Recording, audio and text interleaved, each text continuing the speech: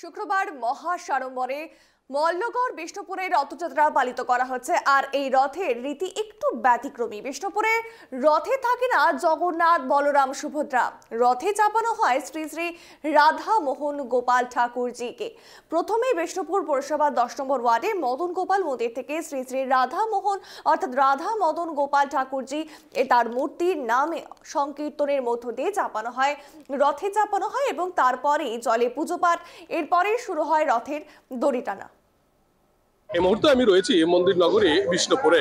মল্লরাজাদের রাজধানী মন্দির নগরী বিষ্ণুপুরের যে প্রাচীন রথযাত্রা উৎসব, প্রায় 400 বছরের পুরনো। এই রথযাত্রা উৎসবকে কেন্দ্র করে এলাকায় সাধারণ মানুষদের মধ্যে আনন্দ উচ্ছ্বাস থাকে চোখে পড়ার মতো। পাশাপাশি এই রথযাত্রা উৎসবের একটি প্রাচীন ইতিহাস রয়েছে। কি সেই ইতিহাস? সেই ইতিহাসটাই তুলে ধরবো ট্রাইব টিভি বাংলার পর্দায়।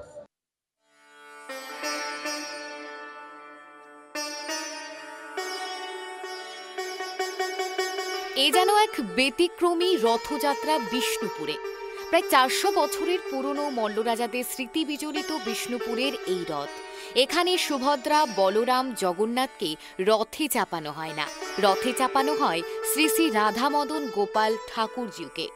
এখানে এটাই রীতি, এটাই নীতি। পুরনো ঐতিহ্য মেনে তার ধারাবাহিকতা বজায় রেখেছে বর্তমান প্রজন্ম।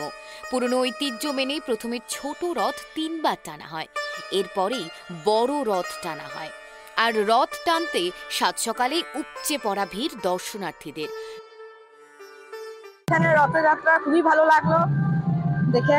প্রতি বছরই আসা হয়, দেখা হয়। মানে রথে বিষ্ণুপুর ছাড়া অন্য কোথাও ভালো লাগে না সেরকম, তো খুব ভালো লাগলো।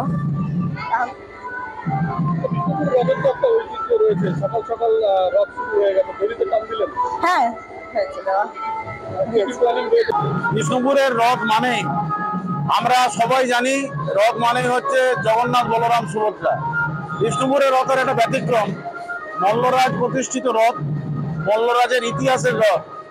আপনারা জানেন বিষ্ণুপুরের যত মন্দির, সেই মন্দির কিন্তু রাধা কৃষ্ণের মন্দির এবং বিগ্রহ। অথবা আমাদের যে মন্দির, এই মন্দির হচ্ছে শ্রী শ্রী রাধা মদন গোপাল ঠাকুরজির মন্দির। এই মন্দির এতক্ষণ মন্দির নগরী বিষ্ণুপুরের প্রাচীন রথযাত্রার যে ইতিহাস রয়েছে, সেই ইতিহাস ট্রাইব টিভি বাংলার পর্দায় তুলে ধরলাম। মন্দির নগরী বিষ্ণুপুরের এই রথযাত্রা উৎসবকে কেন্দ্র করে সাধারণ মানুষরা আনন্দ উচ্ছ্বাসে মেতে ওঠেন। বসে মেলা, বিভিন্ন দোকানপাট বসে এখানে। সাধারণ মানুষরা যেমন এখানে ভিড় জমায়, তেমনি শহরের বাইরে থেকেও প্রত্যন্ত এলাকার সাধারণ মানুষরাও এই প্রাচীন রথযাত্রা উৎসবে সকাল সকাল রথের দড়িতে টান দিতে ভিড় জমিয়ে থাকেন।